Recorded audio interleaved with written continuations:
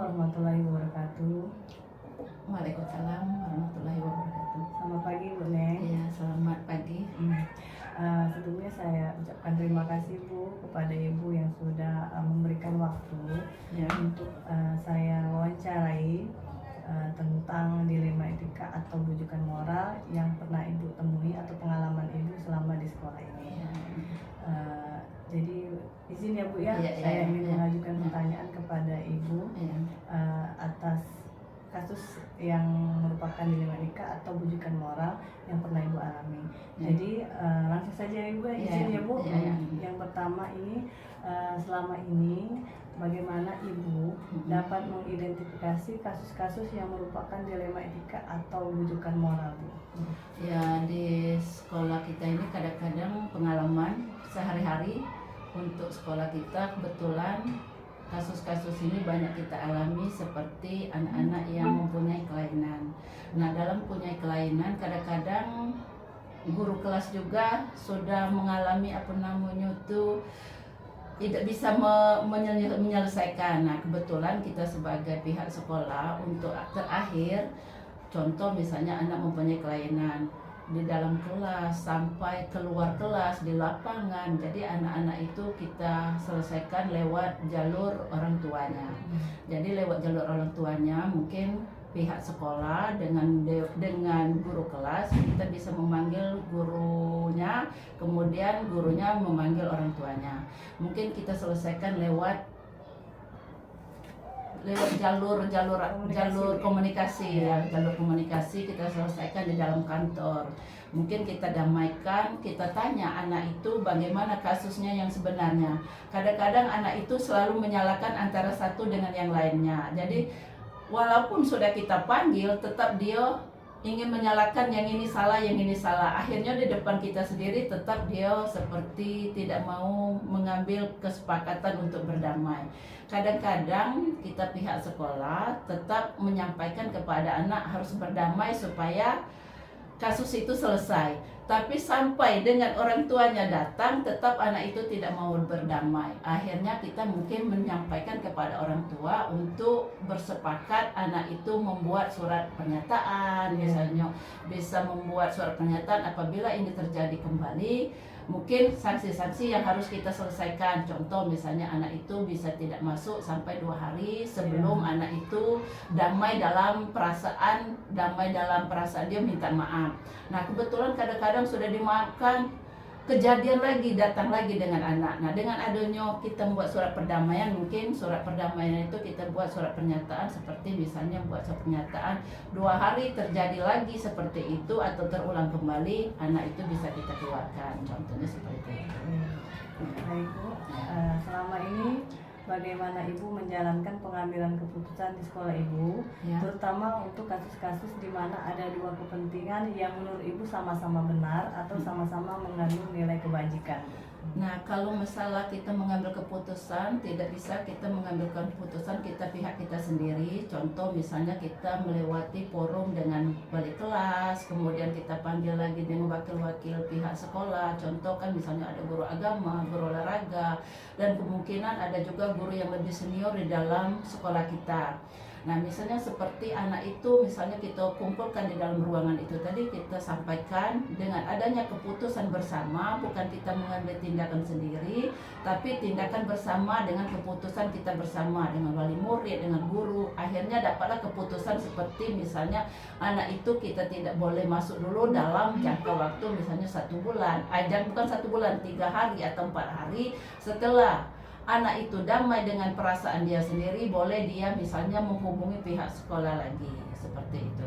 Artinya Ibu satu memberikan kesepakatan, Bu ya, kesepakatan antara guru dengan wali murid. Kemudian memberikan ruang waktu, kesempatan kepada murid tadi untuk merefleksi diri sendiri apa yang sudah dilakukan dan untuk memberikan kesempatan untuk memperbaiki diri. Apabila dia misalnya memang betul-betul ingin sekolah kembali di sekolah kita, kembali meminta maaf dengan wali kelas, dengan dewan guru, mungkin dia sudah berdamai dengan perasaannya, bisa dia kembali sekolah seperti belajar seperti biasa.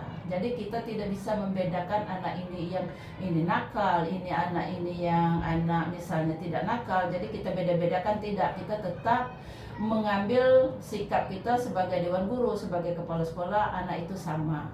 Belum tentu nanti anak yang nakal itu, anak itu ibaratnya ini sampah, anak sampah yang tidak ini. Kebetulan kalau anak nakal lebih bagus nanti masa depannya, mungkin seperti itu. Akhirnya kadang-kadang kita bisa merasakan, wah ini anak nakal ini nanti inilah yang anak yang bisa membawa diri yang lebih baik lagi, seperti itu. Iya, melakukan yang adil lah Ya, melakukan apa namanya tuh aturan yang sama seperti dengan anak-anak yang lain, anak pintar, anak nakal, sama seperti itu. Baik Bu, pertanyaan selanjutnya, langkah-langkah atau prosedur seperti apa yang biasa Ibu lakukan selama ini?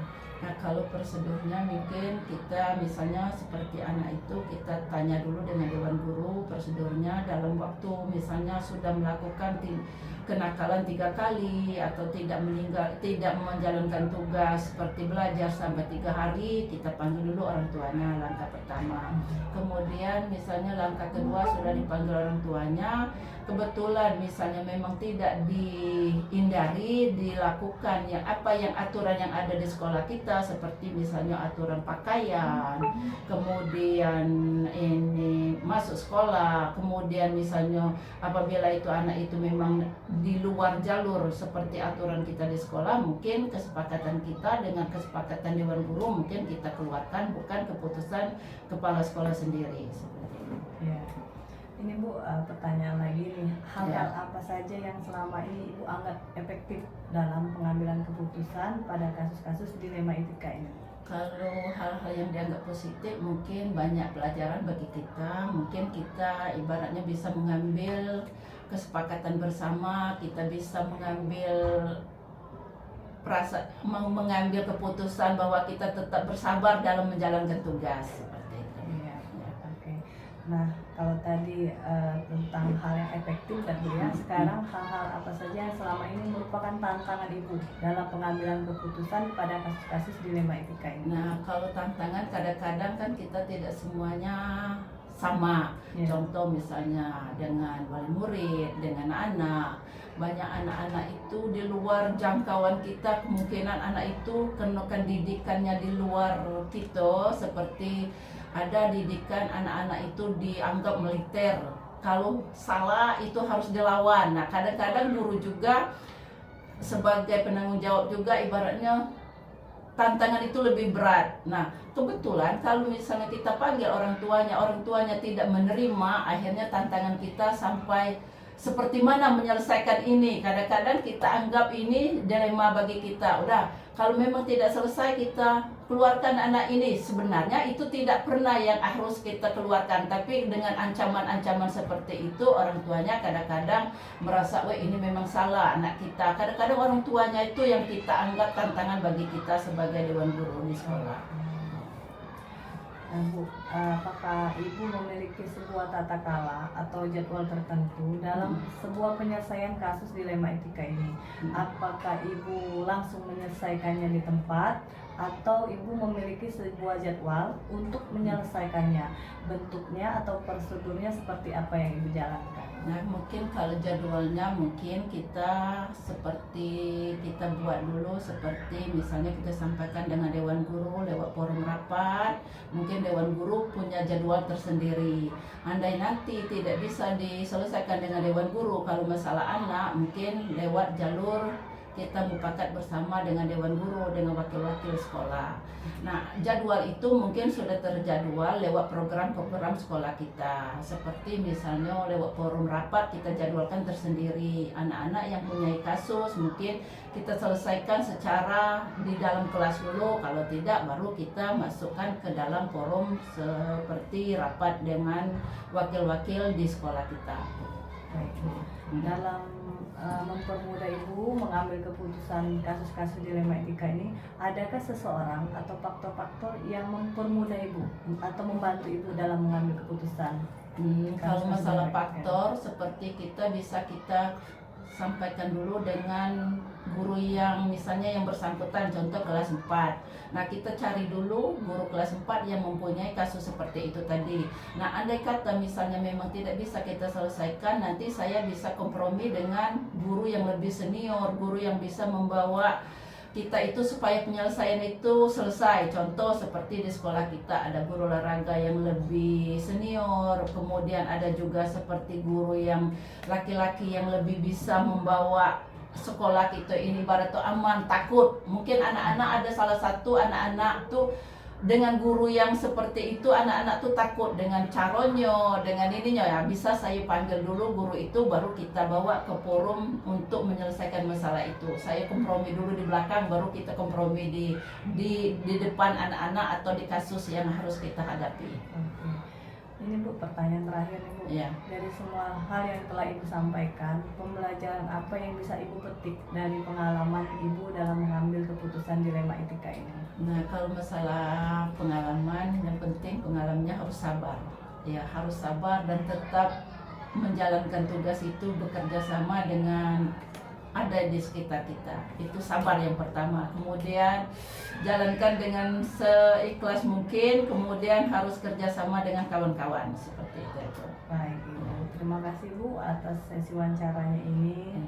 Saya juga mendoakan Ibu semoga Ibu selalu sehat dan sukses dalam menjalankan program-program di SD Negeri 74 ini. Alhamdulillah, terima kasih sama-sama supaya sekolah kita tetap berjalan dengan baik dan lancar, menjalankan tugas, kemudian kita menjalankan aktivitas kita. Semoga anak-anak kita tetap menjadi anak yang baik, keluaran SD 74 Camkoha. Amin. Assalamualaikum warahmatullahi wabarakatuh. Waalaikumsalam warahmatullahi wabarakatuh. Assalamualaikum Bu Kopi. Waalaikumsalam warahmatullahi wabarakatuh. Bagaimana kabarnya Bu? Alhamdulillah, amin, sehat, baik. Sebelumnya saya ucapkan terima kasih nih karena Ibu sudah memberikan waktu kepada saya untuk mewawancarai Ibu seputar tentang kasus dilema etika atau pendidikan moral yang pernah Ibu alami di sekolah ini. Jadi saya mohon izin Bu, kira-kira boleh tidak Bu? Insya Allah. Baiklah, kita mulai saja ya Bu ya sesi wawancara ini dengan pertanyaan pertama. Selama ini bagaimana Ibu dapat mengidentifikasi kasus-kasus yang merupakan dilema etika atau juga etika moral? Baik, cara saya mengidentifikasi untuk kasus dilema etika ini, di sini saya melihat sebatas mana suatu kebutuhan dan suatu keperluan untuk saya dengan masalah kasus dilema etika ini. Selama ini bagaimana Ibu menjalankan pengambilan keputusan di sekolah Ibu, terutama untuk kasus-kasus di mana ada dua kepentingan yang menurut sama kita sama-sama benar atau sama-sama mengandung nilai-nilai kebajikan.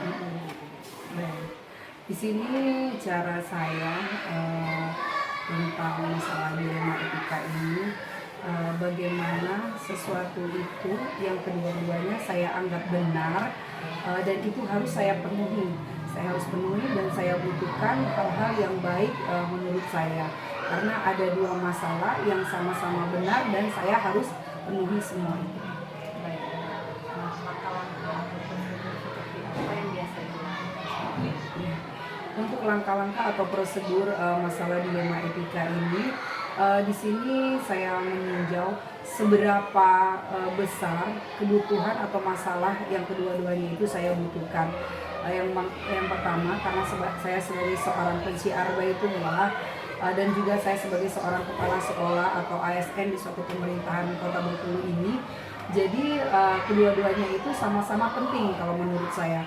Yang satu saya harus menjadi seorang pemimpin di suatu sekolah dan yang satunya saya harus mementingkan ibadah atau ke akhirat. Jadi kedua-duanya itu saya lakukan agar semuanya itu sama dan imbang. Nih, hal-hal apa saja yang selama ini Ibu anggap efektif dalam mengambil keputusan pada kasus dilema etika ini? Hal-hal yang efektif dalam saya mengambil keputusan ini, di satu masalah itu saya melihat kebermanfaatannya, misalnya saya sebagai seorang pemimpin atau sebagai seorang ASN di lingkungan Kota Bengkulu ini, pemilik Kota Bengkulu ini, hal apa yang bisa membuat saya ini bisa maju dan memajukan sekolah yang saya pimpin saat ini. Dan untuk saya menjadi seorang pesyiar Baitullah itu tentunya ke akhirat ya Mbak Dwi ya. Jadi saya harus juga mengutamakan akhirat saya. Jadi di sini bagaimana caranya agar saya bisa mengajak umat muslim untuk beribadah ke tanah suci. Jadi hal yang kedua ini sama-sama penting. Kalau tadi yang jangan efektif ya Bu ya dalam pengambilan keputusan, sekarang hal apa saja yang selama ini merupakan tantangan dalam pengambilan keputusan pada kasus-kasus di luar tadi? Kalau tantangan yang pertama itu masalah waktu ya Bu ya. Karena kenapa saya harus memanage waktu dan membagi waktu, karena kedua-duanya itu saya anggap penting.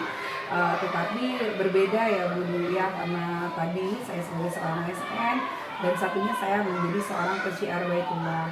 Jadi waktu itulah yang menurut saya menjadi tantangan saya agar saya bisa membagi waktu saya untuk salah satunya untuk memajukan sekolah yang saya pimpin, dan yang salah satunya lagi agar saya bisa khusyuk untuk melaksanakan ibadah dan membawa jemaah ke Baitullah. Jadi tantangan waktu ya Bu ya. Nah ini apakah Ibu memiliki sebuah kata atau jadwal tertentu dalam sebuah penyelesaian kasus di Indonesia ini? Apakah Ibu langsung menyelesaikannya di tempat atau memiliki sebuah jadwal untuk menyelesaikannya, bentuknya atau prosedurnya seperti apa yang dijalankan? Nah, kalau masalah terjadwal atau tidaknya, saya pikir ini tidak terjadwal. Tetapi kalau dibilang tidak terjadwal, tapi ya ini sepertinya terjadwal karena di dalam waktu kita 1 minggu itu hari Senin sampai Jumat itu saya harus standby, saya harus melaksanakan tugas. Saya sebagai seorang ASN, sebagai seorang kepala sekolah itu saya wajib datang ke sekolah yang saya pimpin. Dan sisa waktu dalam 1 minggu itu Sabtu Minggu itu itulah waktu yang maksimal yang saya gunakan untuk saya menjadi pensyiar Baitullah. Hal yang efektif. Jadi yang terjadwal dibilang terjadwal, tidak terjadwal, tetapi dibilang terjadwal dia terjadwal. Menyesuaikan dengan waktu. Adakah Ibu seseorang atau faktor-faktor apa yang selama ini mempermudah Ibu atau membantu Ibu dalam mengambil keputusan dalam kasus-kasus BBM? Iya, baik.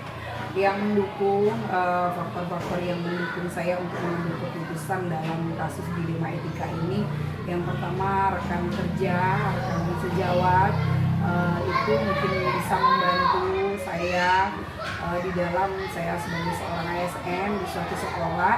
Kemudian kalau untuk saya menjadi pesyiar Baitullah itu rekan-rekan sesama pesyiar Baitullah yang bisa menjadi faktor pendukung saya dalam menyelesaikan 2 masalah yang saya anggap benar. Pertanyaan terakhir ini Bu ya. Iya. Dari semua hal yang telah Ibu sampaikan tadi, pembelajaran apa yang bisa Ibu petik dari pengalaman Ibu dalam mengambil keputusan dilema etika? Pembelajaran yang saya ambil dalam kasus dilema etika ini, bagaimana cara kita supaya kedua masalah yang kita anggap benar ini sama-sama bisa terjalani dan tercapai. Jadi bagaimana cara kita supaya kita bisa memberikan keputusan agar masalah yang kita hadapi, kedua-dua yang kita anggap benar ini bisa terlaksana.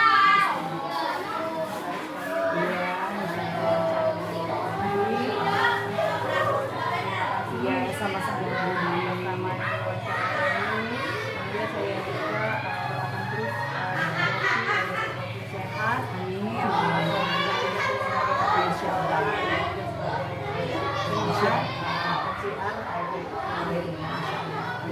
Iya, terima kasih.